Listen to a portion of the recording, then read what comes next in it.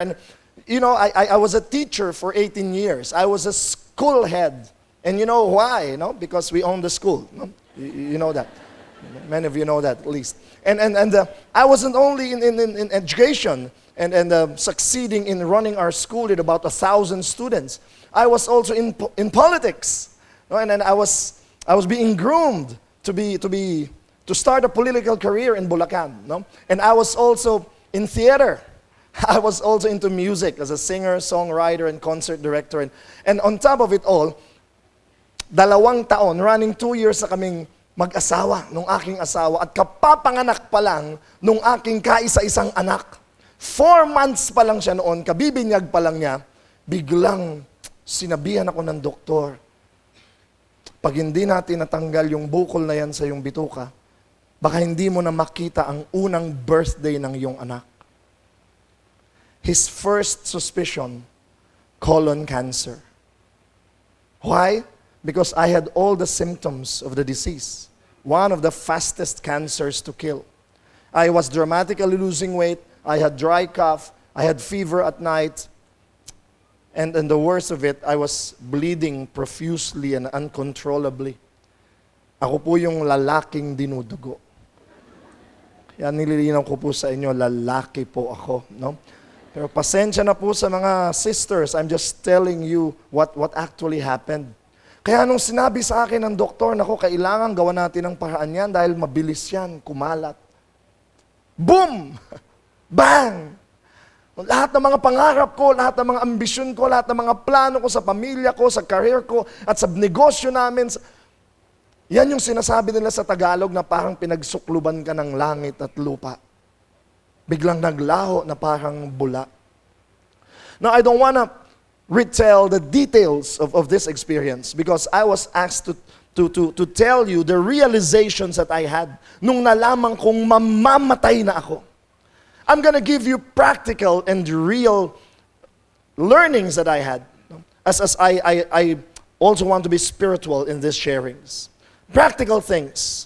Una sa lahat, nung nalaman kong mamamatay na ako, one of the first things that came to my mind, ask me what? Money. Pera. Opo. Yung iba sasabihin nila, ay pag mamamatay ka na, wala nang halaga yung pera. Totoo yun. Totoo yun na hindi mo madadala sa hukay mo, hindi mo madadala sa langit. Totoo yun. Pero maiiwan mo yun sa iyong mga mahal sa buhay.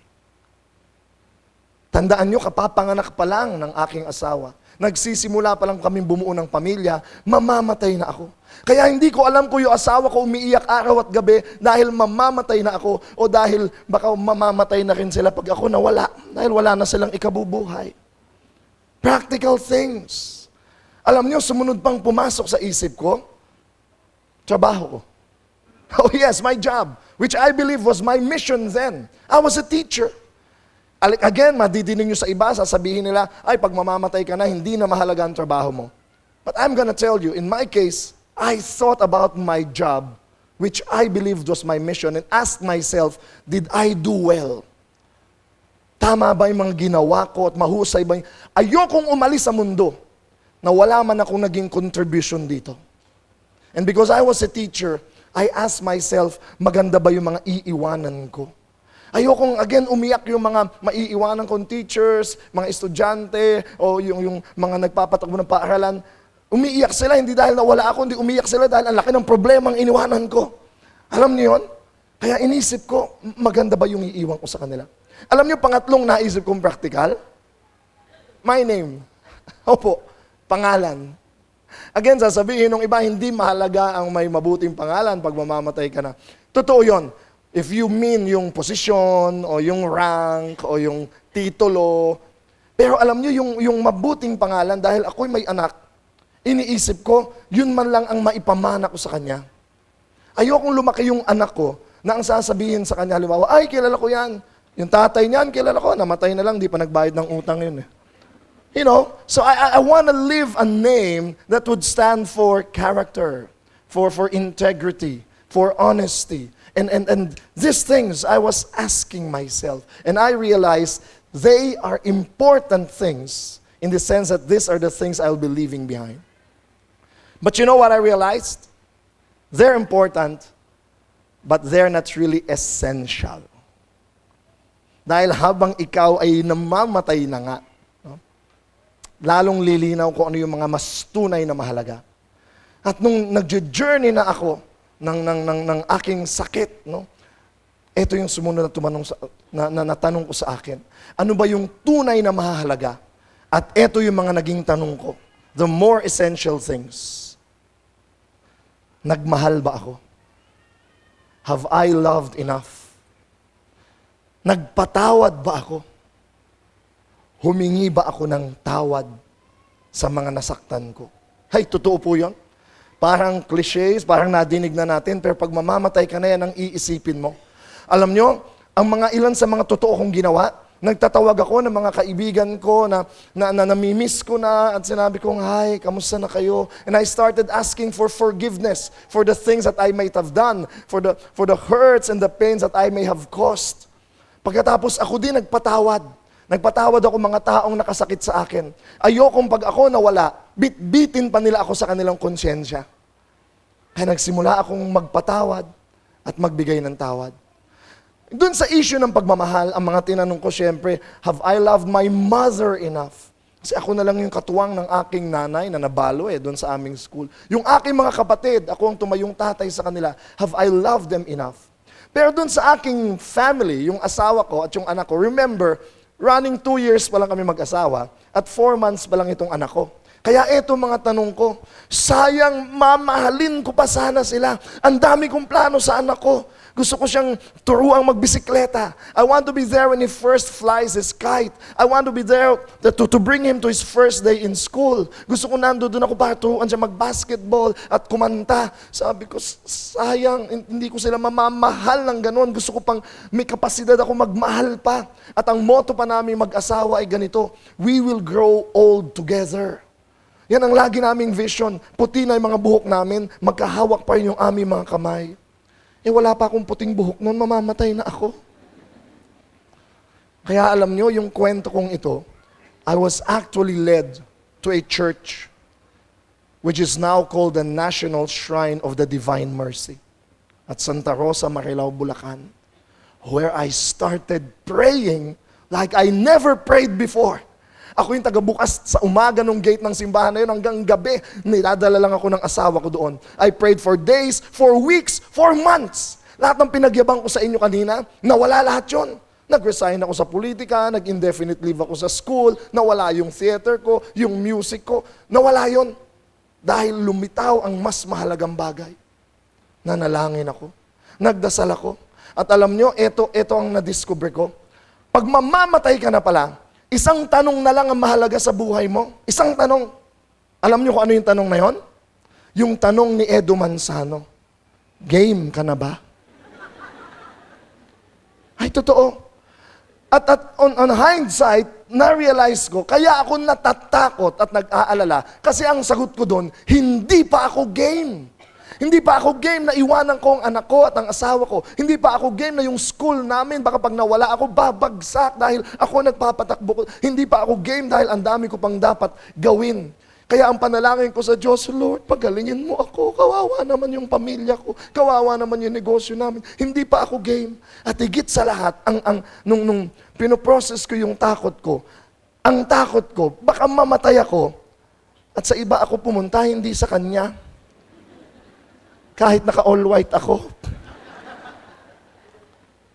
Yun ang mga takot ko. Kaya araw-araw, I was just immersed into prayer.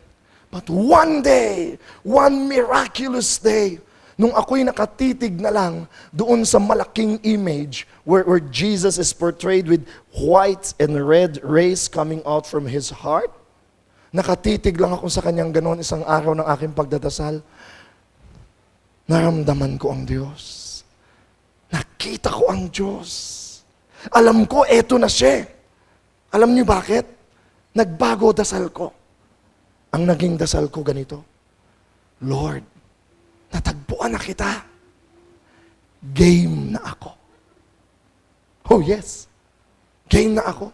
Sabi ko sa Kanya, Lord, yung asawa ko, naku, mababaliw yung pag ako nawala. Yung anak ko lalaki ng walang tatay. Pero Lord, Ikaw, alam mo ginagawa mo? Aalagaan mo sila. Yung school namin, baka yung mami ko hindi na niya alam ang gagawin doon, yung mga kapatid ko hindi pa sila handa Pero ikaw, Lord, alam mo ang gagawin mo doon. You are in control, not me. Alam niyo ang ginawa ko? At na-discover kong isang mahalagang bagay, lalo na pag ikaw ay mawawala na, tiwala. Trust. And I realized the devotion that I went to had that image with words, powerful words below that image which says, Jesus, I trust in you. Alam nyo, nung binigay ko na yung buhay ko at nagtiwala na ako sa Diyos, yung takot ko, the fear, the anxiety, the worry, the doubt was turned into peace, into joy, to faith, hope, and love. Pati yung takot ko na baka hindi ako pumunta sa langit, ay, sigurado ko na, Lord, game na ako. Alam ko, sa langit ako dahil mahal mo ako. Because of your mercy, because of your love, because of your grace, I'm ready. Pero alam niyo, nung nagdasal ako sa Diyos, Lord, game na akong mamatay. Pero sinabi ko din sa Kanya, pero Lord, kung gusto mo akong pagalingin, game din ako. Ba't ko naman lilimitahan yung option niya? Malay mo, iba plano niya. But I was ready. Oh yes, I was ready for anything, no? Pero alam nyo, eto nangyari. Eto ang nangyari. Tanong nyo, ano? Hindi ako namatay. Obvious pa. Nung inoperahan ako finally, matapos na naman akong duguin at matapos na ako magpa-barium enema x-rays, which confirmed 3 na yung bukol ko sa bituka, kumakalat na. Nung tatanggalin na nila sa Metropolitan Hospital, 1 oras ang operasyon, wala silang makita ni isang bukol.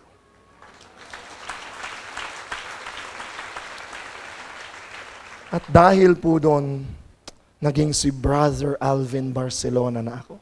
Kerygma preacher.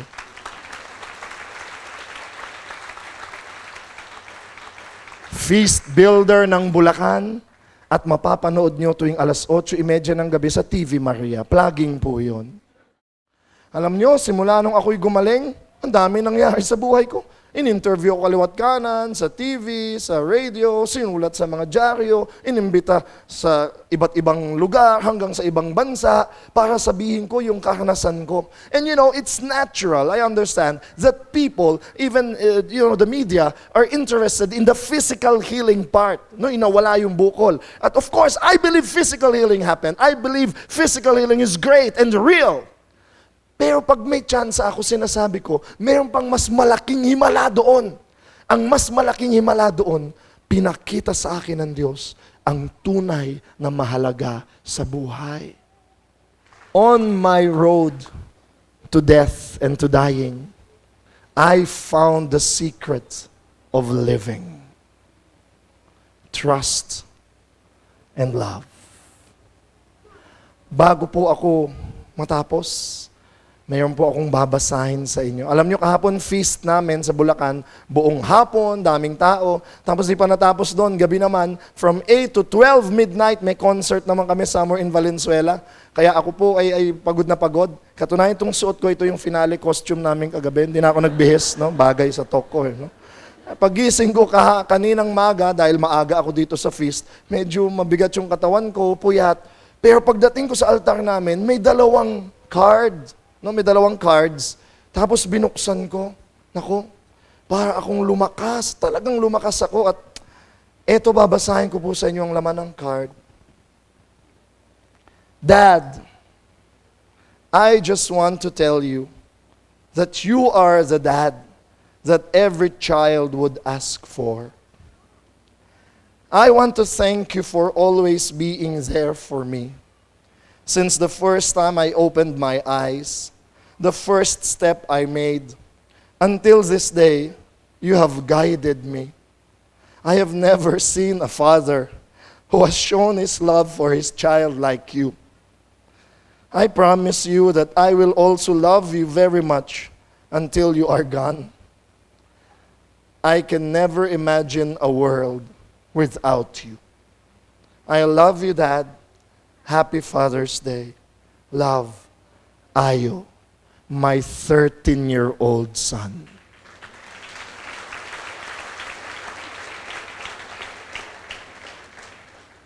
Sabi ko po sa inyo, dalawa. Babasahin ko yung pangalawang card. Daddy, I'm excited to play with you. I love you. Your only princess, Aya. Proxy pong isinulat ito ng mami niya dahil si Aya po ay pangalawa kong anak na 5 months old na nasa loob ng tiyan ng aking asawa. Miracles have not stopped happening to my life since I gave my life to the Lord. This is what matters most. Kaya po ang last words ko sa ating lahat, huwag na po nating antayin na mag-last 30 days bago natin maisip at ma-realize kung anong tunay na mahalaga sa ating buhay. Sabi po sa isang ending song ni Martin Rivera, what matters most is that we loved at all. Maraming salamat po. God bless you. Thank you, Dad. Thank you, Brother. Thank you. Hallelujah. Magaling naman ako mag-preach, ano? Pero sa topic na to, there could never be another preacher better than Alvin Barcelona. Incredible. I have props for you.